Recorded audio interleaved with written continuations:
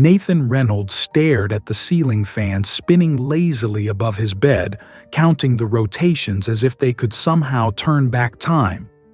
3 months had passed since the phone call that had shattered his world, and yet the pain remained as fresh as if it had happened yesterday. His brother's voice, cracking with emotion, still echoed in his mind.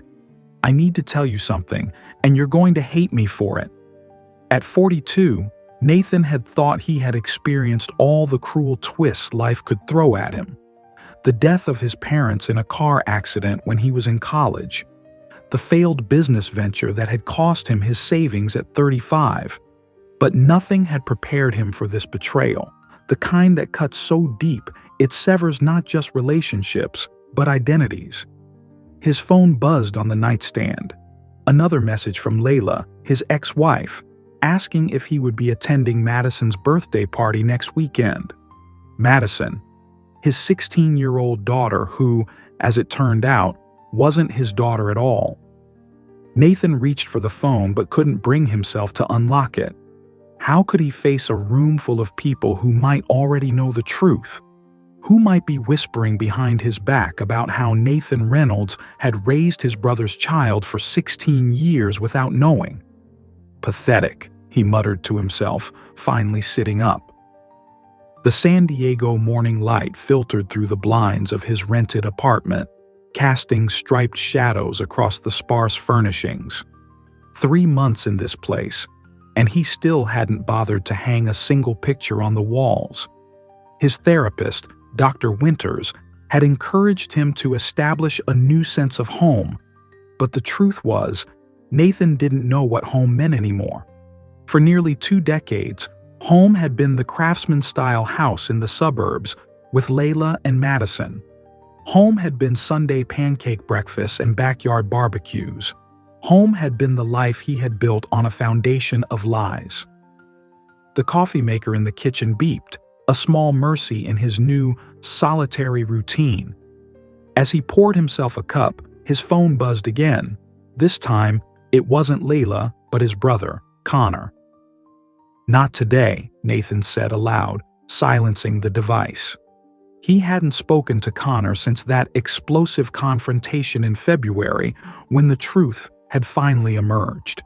His younger brother, always the charming one, always the one who skated through life on good looks and better luck, had been sleeping with Layla 17 years ago, during those 3 months when Nathan had been away on a business trip to the London office. Nathan took his coffee to the small balcony overlooking the parking lot. A couple was loading suitcases into their car, laughing about something. He wondered what it would be like to laugh again, to feel anything beyond this hollowed-out ache that had become his constant companion. His phone rang this time, not a text that could be ignored. Madison's face lit up the screen, her bright smile a knife to his heart. Despite everything, he couldn't reject her call. "Hey, kiddo," he answered, his voice straining for normalcy. "Dad," she said, and that single word nearly broke him. "Are you coming to my party? Mom said she invited you, but you haven't RSVP'd." "I'm not sure if that's a good idea, Maddie.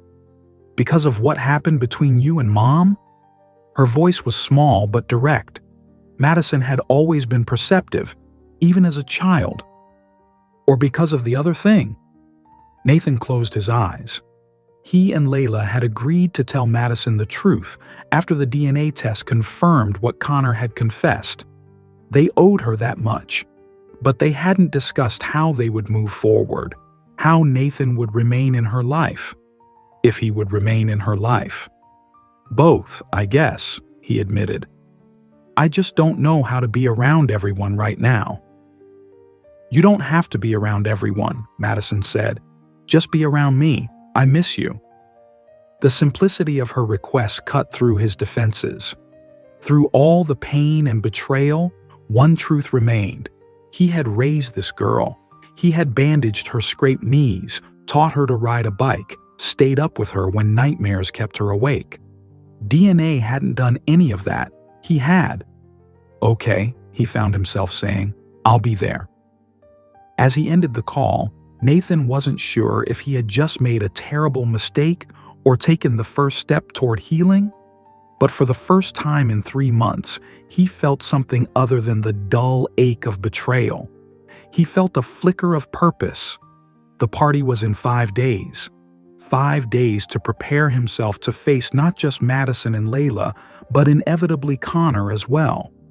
5 days to figure out how to be in the same room with the 3 people he had loved most in the world, before he discovered that his life had been built on a foundation of sand.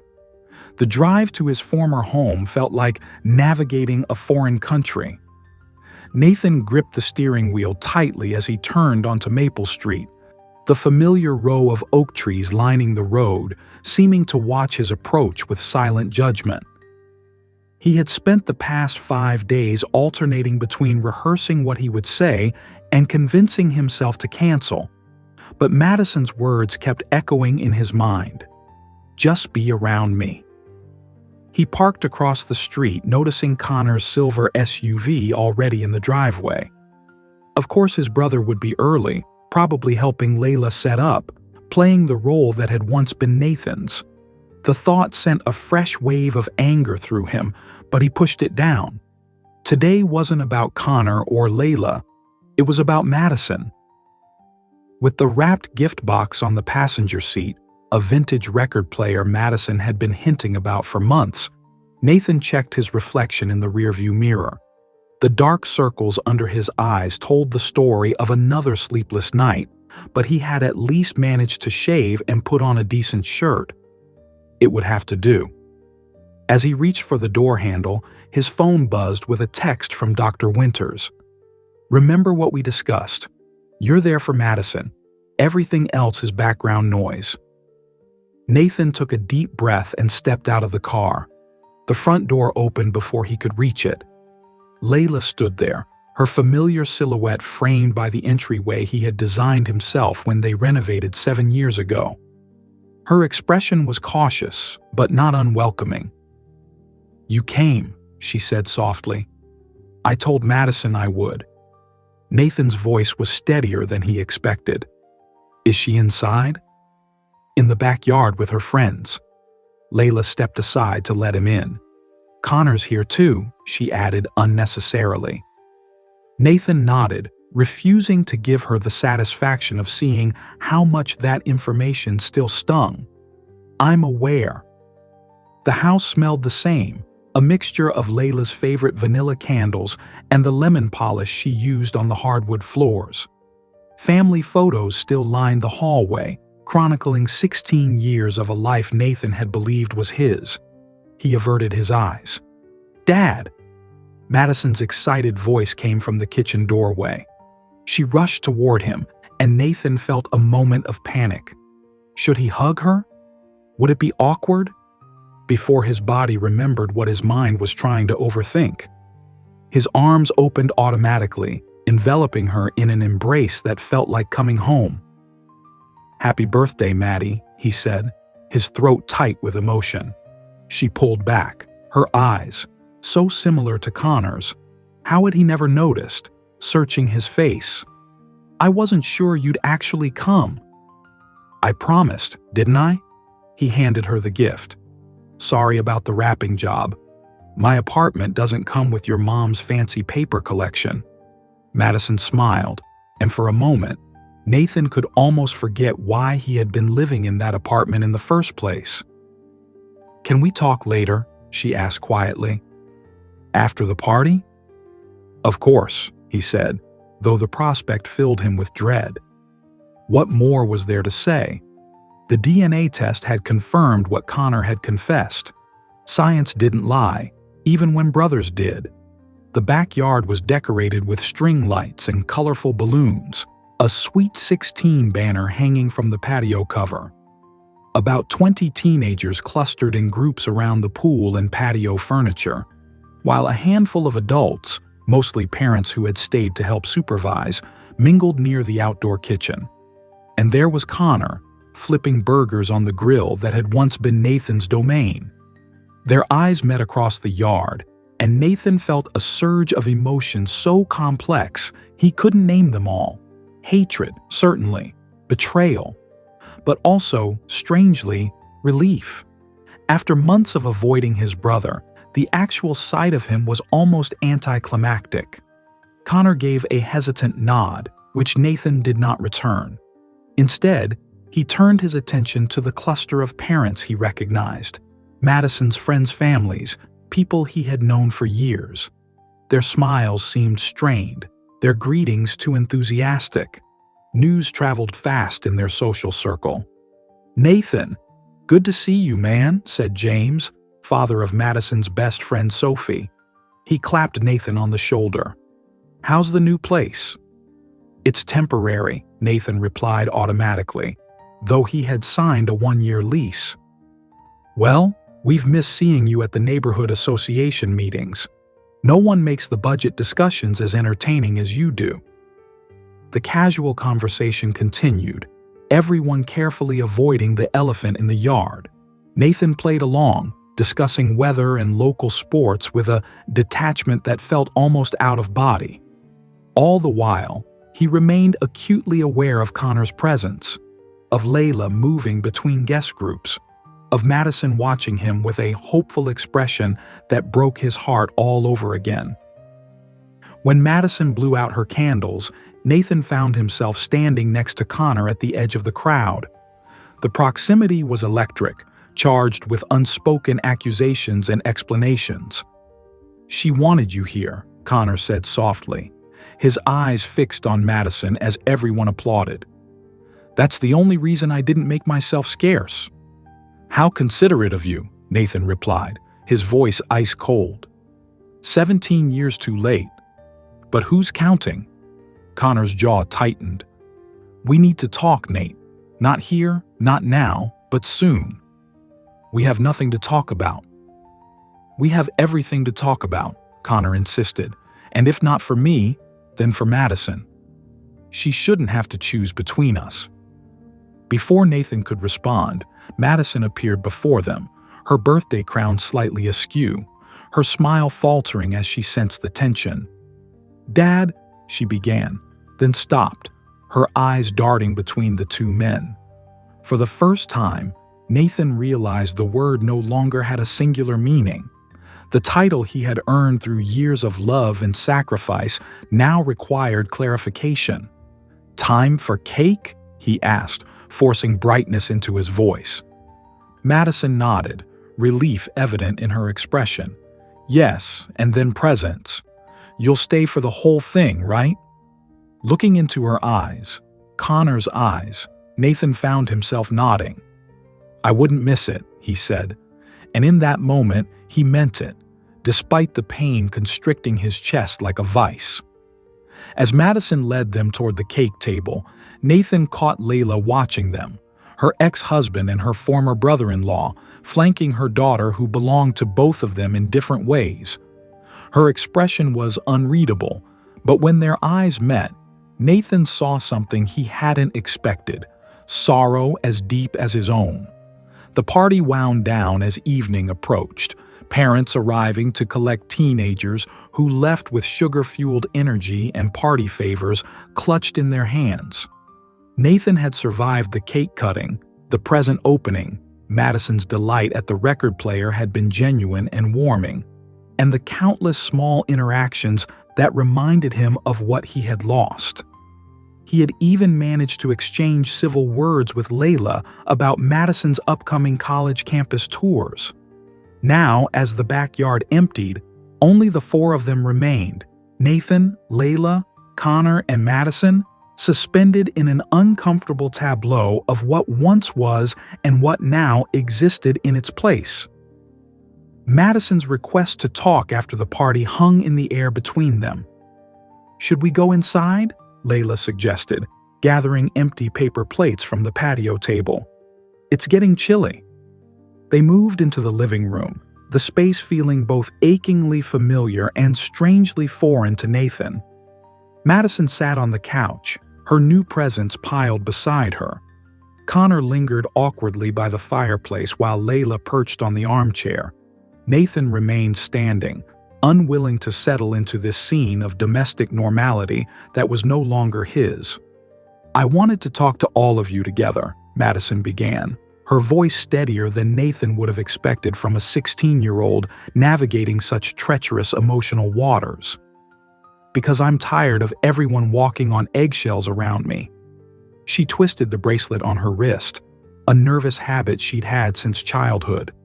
Nathan remembered buying her that very bracelet for her 14th birthday, a delicate silver chain with a tiny music note charm. She had never taken it off. "I know everyone thinks this changes everything," she continued, "but it doesn't change who I am, and it doesn't change who you all are to me." Connor shifted uncomfortably. "Madison, it's complicated." "No, it isn't," she interrupted with surprising firmness. "You're my biological father. But Dad," she looked directly at Nathan, "you're the one who raised me. You're the one who taught me to ride a bike and helped me with my science projects and sat through every piano recital I ever had. DNA doesn't change that." The simple truth of her words hit Nathan like a physical force. He had spent 3 months drowning in betrayal and loss, defining himself by what had been taken from him rather than what remained. "Your mom and I should have handled this differently," Connor said, his voice thick with regret. "We should have told you, told everyone, years ago." "Why didn't you?" Madison asked, the question Nathan had been burning to ask himself. Layla and Connor exchanged a look laden with history.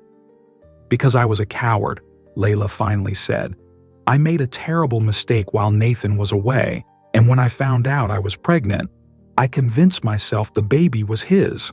I wanted it to be true so badly that I started believing my own lie."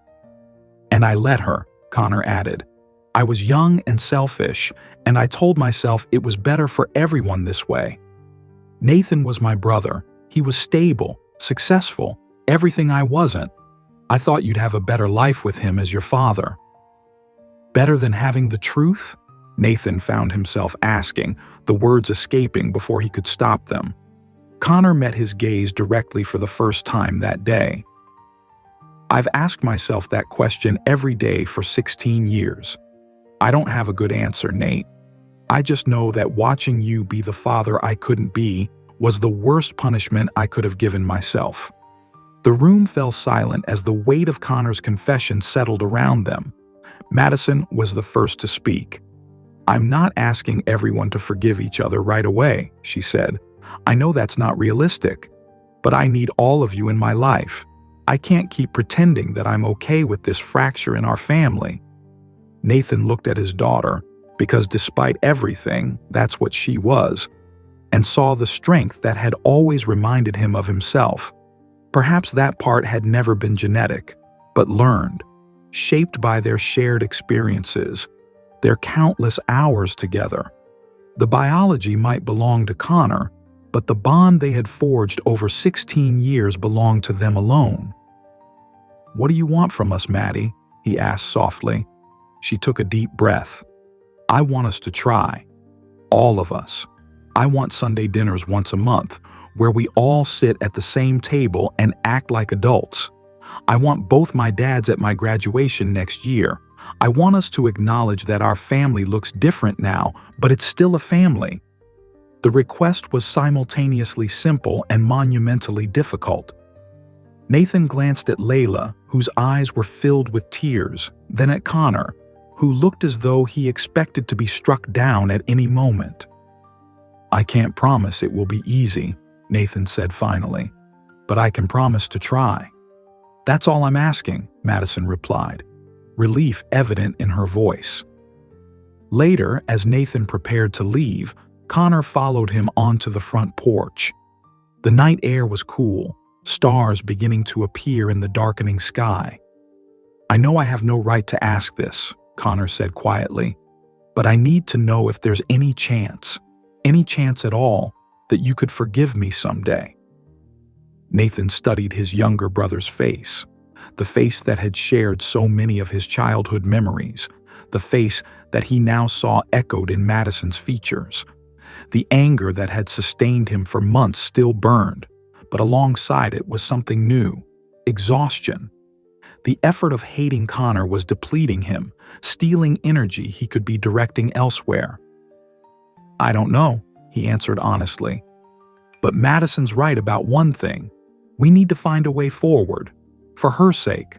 Connor nodded, accepting this small concession as more than he deserved. "She's an amazing kid. That's because of you, Nate. Whatever else happened, know that." As Nathan walked to his car, he felt something shift inside him. Not forgiveness, not yet, but perhaps the first loosening of the knot that had been choking him for months. Madison wanted both her fathers in her life, and despite everything, Nathan wanted to remain her father, the role he had earned through years of love, not through an accident of biology. Driving back to his apartment, Nathan realized that home wasn't the house he had left behind, or even the family that had been fractured by betrayal. Home was in the relationship he had built with Madison, brick by brick, day by day, for 16 years. That foundation, at least, remained solid. For the first time in 3 months, Nathan felt like he could breathe again. The road ahead would be difficult, filled with awkward Sunday dinners and painful conversations. But it was a road that led back to Madison, and for her, he was willing to navigate even the most treacherous terrain. As he pulled into his apartment complex, his phone lit up with a text message from Madison. "Thanks for coming today, Dad." It meant everything. Nathan sat in his car for a long moment, the simple message blurring through his tears. He had lost so much: his marriage, his trust, the life he thought he knew. But in the wreckage, something had survived. The love between a father and daughter that transcended blood and betrayal. And perhaps, Nathan thought as he finally stepped out of his car, that was enough to start rebuilding with. Thank you for watching until the end. If you enjoyed the video, make sure to like and subscribe to the channel. There's a lot more interesting content coming soon.